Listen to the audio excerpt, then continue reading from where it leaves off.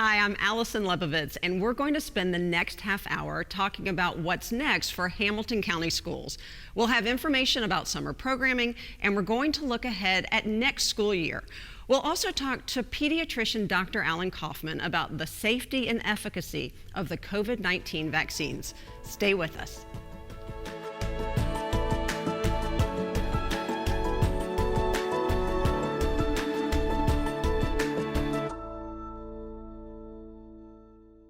And we're here with Dr. Brian Johnson, of course, Superintendent of Hamilton County Schools. Hello, Dr. Johnson. Hello, how are you? Good, welcome back to the studio. Glad to be here. I can't believe that we have been doing segments like this for nearly a year now, but I am thrilled that you're back to give us some very promising news about not only where we are right now, but where we hope to be in the fall. Absolutely. It's been an interesting year, to say the least, but so proud of the way our teachers and leaders and students and staff have responded in this community. And so we believe that we are beginning to see the light at the end of the tunnel, but it's going to be important to stay the course.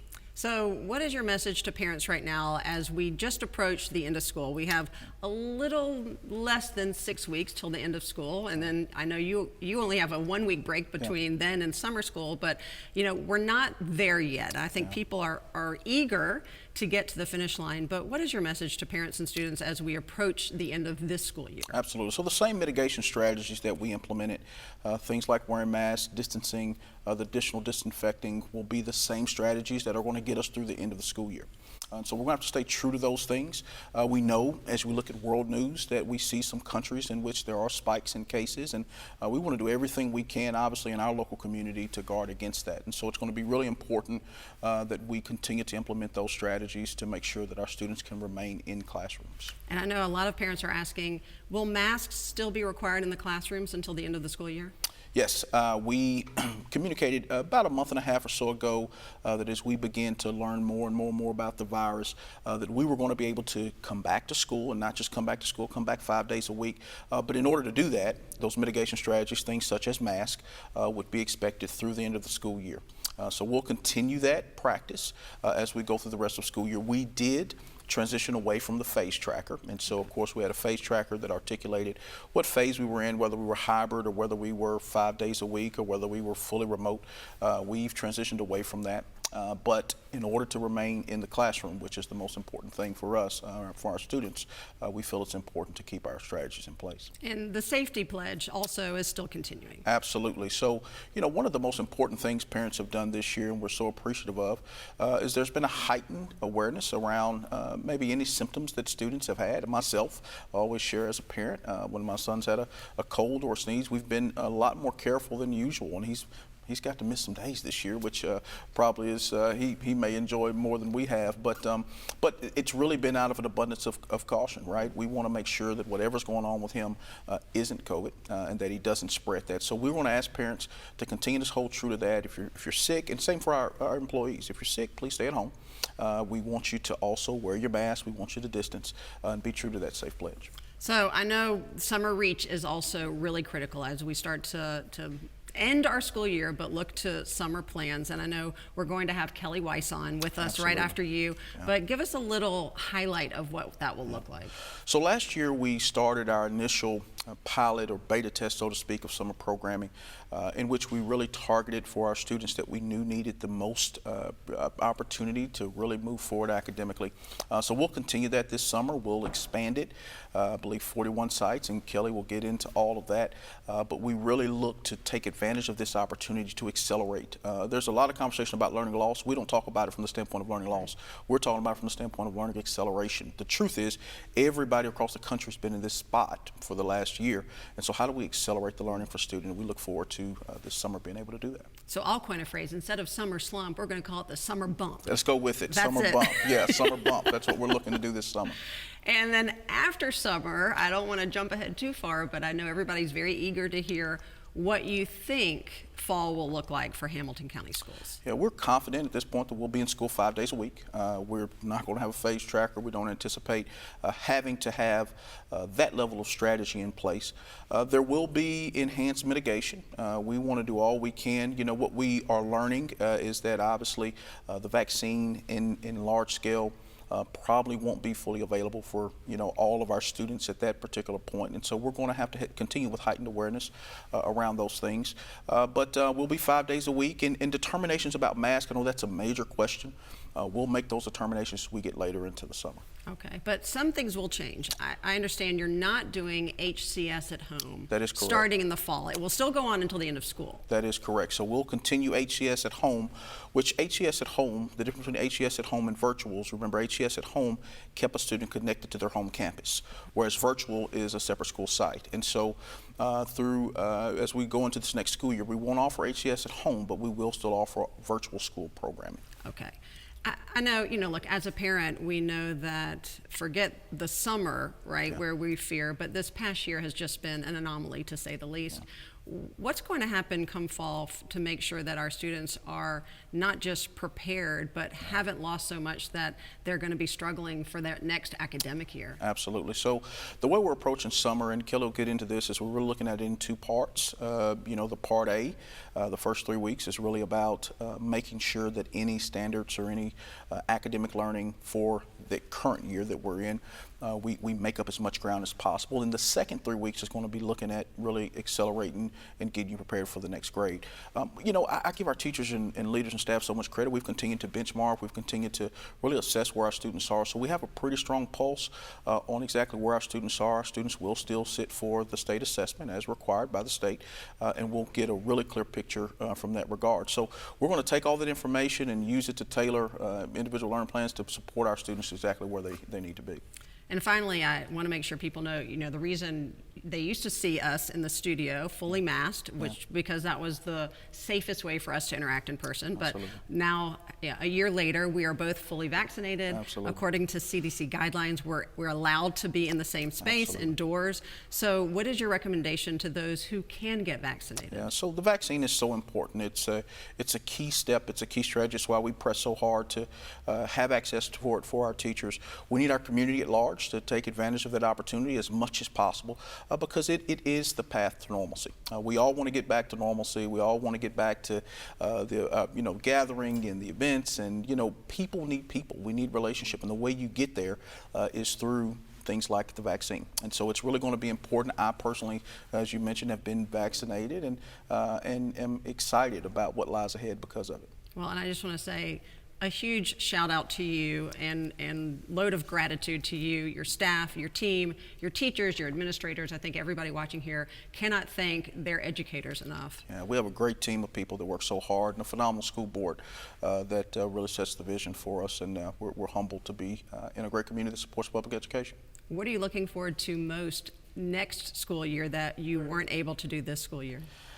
I think the ability to just engage, we've had an opportunity to go into classrooms and do different things, but there's also that heightened, awareness about the virus. So I just look forward to that normalcy kind of returning, school leaders not having to deal with as much contact tracing and all those different elements that have come into this school year. So that return to normalcy is going to be welcome. We can go back to the normal stress, right? Just the normal stress. The normal That's stress. Right. That's right. Well, thank you, Dr. Johnson.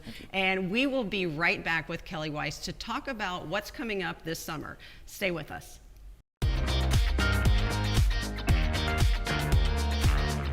Hi, I chose to get vaccinated because I think that it's the right thing to do to help our community and those around us who are at risk.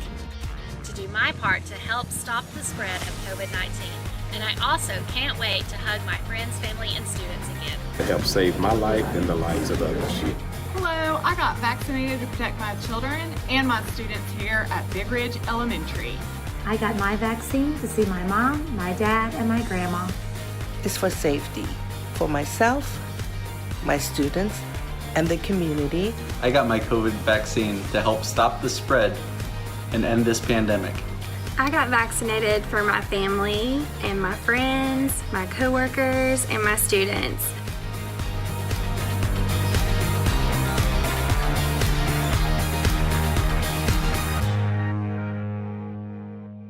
I'm here now with Kelly Weiss to talk about what's happening this summer for Hamilton County school students. Hi, Kelly. Thanks for joining us. Hi, thank you for having me. All right, so a lot going on in general, but I know that people are really excited about this Summer Reach program. Tell us what that is.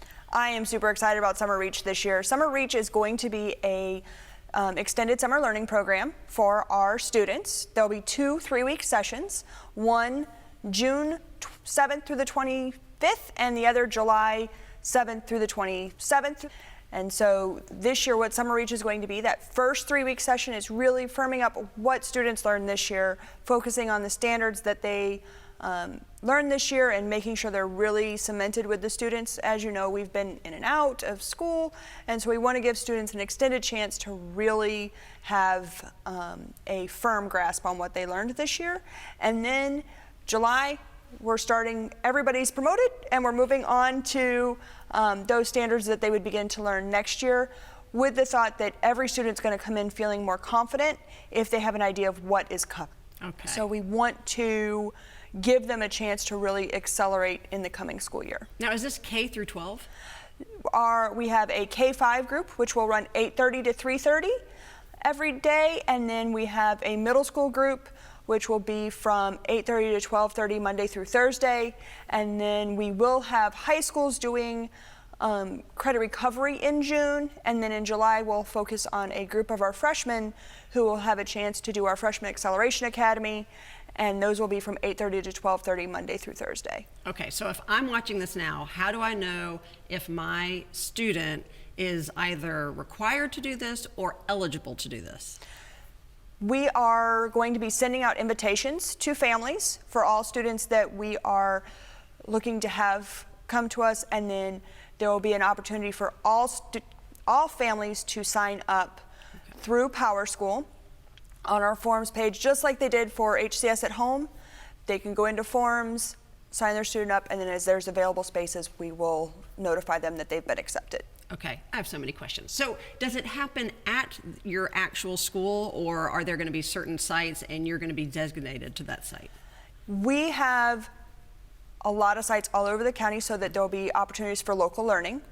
And they will have a notice on which site that they will be going to. Some will be their local schools, some will be more centralized because there'll be several schools that go there. The neat thing about that is that kids are going to get a chance to interact with students that they may not typically get to interact with. So they'll have opportunities to make new friends, learn, from other people, and interact with students that they may not interact with all the time. And then are you familiar right now or understand the safety protocols that will be instituted, or have y'all decided that yet? We are going to follow CDC guidelines, okay. And we'll do social distancing, we'll do hand washing. We're going to make sure students are safe. There will be nurses available and everything that we need to make sure that every student has the opportunity to learn in a safe environment. Okay, so take us through a typical day. Is it going to feel just like a school day in the middle of summer, or will it really be centered around the fact that we know these students have gone to school all year, even if some have been virtual, and making it more accommodating towards that sort of mindset? We want to make sure that students are having fun. We know they're coming in to learn, but we also want to make learning fun. I mean, that's our goal every day, to make sure that when students are there, they're enjoying their learning experience. But we're going to have some camp-like feels. I know that some of our teachers are already planning fun things to go with the different themes from our ELA lessons. They're planning different activities with games and manipulatives for math. We're planning an innovation hour so that there will be a chance to do art or music or some different science labs that they may not typically get to do. So it's going to have a feel that it's different than regular school. There will be kind of a camp-like feel to some of it, and then there will also be the opportunity for them to learn in a different way than they would normally. Now, I know there are other two things that parents worry about during the traditional school year: transportation and lunch. Both are covered. I mean, look at that. This opportunity is at no cost to parents. Okay. So there's no cost for summer school. We are providing the transportation, we're providing the food. Their kids get to come and learn, and we get to have fun with their students and help them be ready for next year. Can a student sign up for one of the semesters and not the other, or is it the whole summer or nothing? Absolutely, they can choose. If they have family plans in June, but the parents want them to come for July to kind of get them back in the swing of things, sure. If they have plans in July, but the parents want them to come to June, we're open to that too. They can come to one, the other, or both. Okay. And is it, I know you said you're going to be sending invitations out. Will it be required for some students or a portion of the student body, or is this really just suggestions for those students who might need a little more help? For those students that we really want to come, the school will reach out and talk to the parents, and they'll go through that. If there are some that we're concerned about for making sure they're really ready for next year, but it's an opportunity. It's not like previous when you think summer school and I have to go because and that miserable feeling of summer school. Right. This is different. This is a learning opportunity that's going to be engaging and filled with different opportunities. Well, and Dr. Johnson and I just discussed this. I can't imagine there's anybody out there who isn't concerned on some level that their child needs just a little push before they go back to what I'll call conventional school environment. So I feel like this is a gift to everybody. I view it that way, but again, I am in love with this program that I am helping to develop and the people we're working with, because everybody in the district is having a hand on providing students with an opportunity that's different and exciting.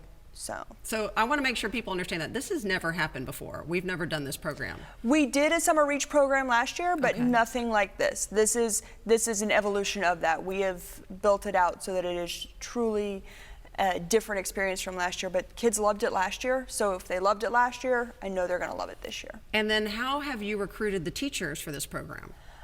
We sent out the call and said, are you interested? And they said yes, resoundingly. So our teachers are amazing. They have stepped up. They want to be involved.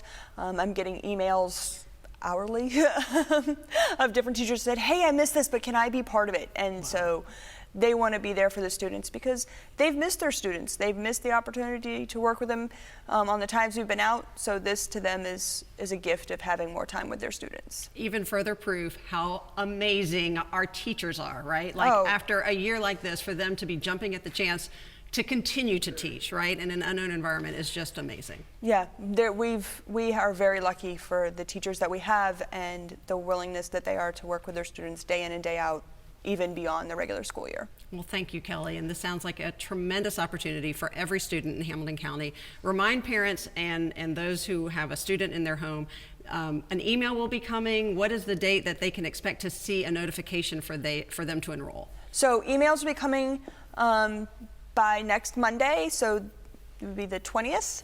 And we will have the signups on PowerSchool, so they can click into the form section on PowerSchool, and there will be Summer Reach. Perfect. Thank you so much for joining us. Thank you. And now we're going to hear from our own Aaliyah Twite, who is going to tell us about a new broadcast channel, WTCI Educate. Take a look. Thank you for watching this special presentation from WTCI PBS and Hamilton County Schools. We'd like to take a moment to tell you about an exciting new addition to our channel lineup. WTCI PBS has always strived to provide engaging educational content for all ages. That's why we've launched our new channel, WTCI Educate. This free broadcast channel can be found over the air at 45.4 and on EPB channel 304. The channel is aimed at learners of all ages, providing engaging classroom content in a variety of subjects and grade levels. During the day, WTCI Educate airs standards-aligned K-12 educational content produced right here at WTCI or by our community partners such as Hamilton County Schools, Tyner Academy, and UTC. In the evening, Educate shifts gears to PBS World, where you'll see news, documentaries, and cultural programming you won't see anywhere else. Learners of all ages, we can't wait for you to join us in learning and exploration on WTCI Educate, the community's classroom. I think we can all agree that we each need to do our part to help stop the spread of COVID-19. And of course, the latest weapon in our arsenal is our vaccines. Last week, I had the chance to talk to pediatrician Dr. Alan Kaufman as part of our weekly Facebook Live show, Calling Dr. Kaufman, and he discussed the importance of getting the vaccine. Take a look. Hi, Dr. Kaufman. Thank you so much for joining us. Hey, Allison. How are you doing? It's good to talk to you. It's great talking to you, and I'm doing great because I am so thrilled that in Hamilton County, 16-year-olds are eligible to get the vaccine. And as the mother of a high school student, that was the best news that I could have ever heard.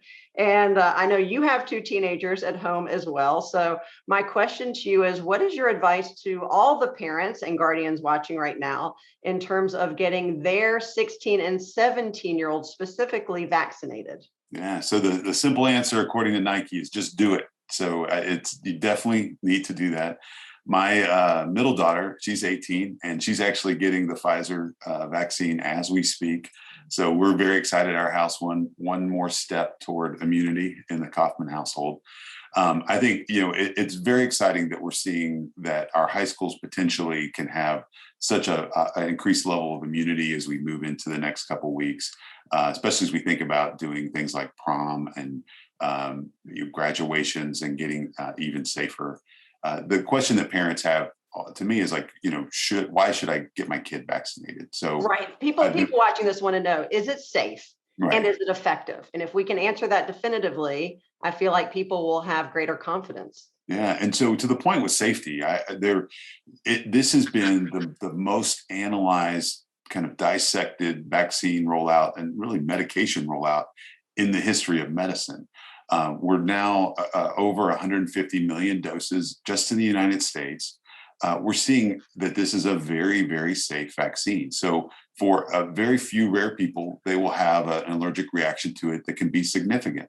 But even in those cases, it's not recommended that you don't get the vaccine. It's just recommended that you get it somewhere where they could help you if you had an allergic reaction to it. So with children, very safe. There's I would have no concern as a parent in the 16, 17, 18-year-old age group. And then the question comes up, okay, so you're saying it's safe. Why should I even bother doing it? It's like, because it's a hassle, and I think we're going to see, it's getting easier and easier every day in Hamilton County, more and more places that you can get the vaccine. And so I think, first off, the good news is if you've not had coronavirus, you've got 2 big weapons now. We know what to do in regards to masking and social distancing. And now you can also get vaccinated. So it's in your control to keep yourself from getting coronavirus, which is extremely exciting, I think. And so with younger folks here, people say, well, they don't get that sick. They get sick. Like, this is an illness that you wouldn't want to have. It could take you out for a week from school. We're seeing probably somewhere in the neighborhood of 10 to 15% of folks in some of the studies are showing what we call long COVID symptoms. So profound fatigue. They get very dizzy when they change position. We're even seeing cognitive changes in some children and young adults, similar to like inattentive ADD. So you have the opportunity to keep your kid from having those problems. And then I think, like we've been talking about for the last year, it's on us at this point to take care of our communities. So a lot of people have been sticking their necks out. In Hamilton County Department of Education, you have a lot of teachers and administrators that have put themselves out on the front line to keep education going for our children. And now it's our turn as parents to help them continue to do that by getting our teenagers vaccinated. And when we talk about, really safeguarding those people around us, we have to say the teachers, our administrators, are a critical component of that safeguarding. And especially if we're looking at the fall and any chance of having a semblance of normalcy and full in-person classes, we're not out of the woods yet, right? I think people, when they hear about the vaccinations coming on board, think, oh, COVID's over. We're not there yet. And vaccinating our kids is really that critical next choice. It totally is. I mean, our hospital levels, our new cases, our death rate even has plateaued. It's not gone away. I think the other concerning thing is that around the world, we are seeing coronavirus enter the 4th wave. So the case rates around the world are increasing. And we're also seeing these new variants show up that are potentially more infective and more dangerous. And so to think that this is just going away is really a fantasy at this point. And so we all have to do our part to continue to protect each other and protect our communities. And right now, that next step is making sure our teenagers, our young adults, those who haven't been vaccinated, to get vaccinated now when they have an opportunity. What do you say to those parents who are saying, I hear you, but I feel like I need to wait to see how this pans out? So I think the rollout of this has been amazing. So you look at the technologies that make these vaccines, they're not new technologies. They've been around for almost a decade now. So a lot of it comes out of work around malaria and HIV. So these aren't new things that just were made in the last year. We just have an opportunity where we have an application where they work well.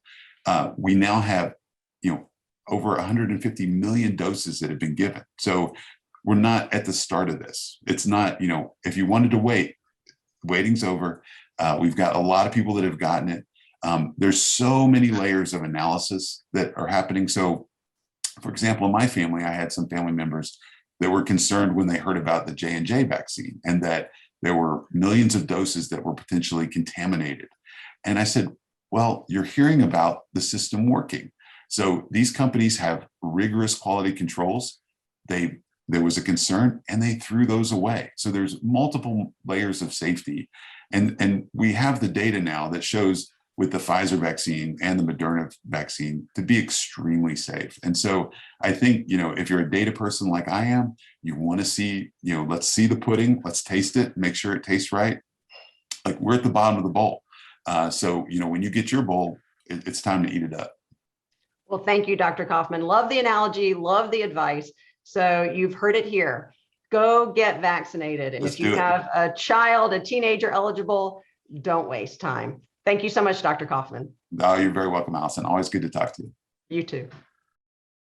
I want to thank Dr. Johnson, Kelly Weiss, and Dr. Alan Kaufman for joining us tonight, and thank all of you for tuning in. And just before we leave, Dr. Johnson, if parents have more questions, where should they start their search? Absolutely. So obviously your homeschool is a great spot. They'll have information, but also our district website, www.hcde.org. Perfect. Thank you, Dr. Johnson. Thank you very much. And thank all of you for joining us.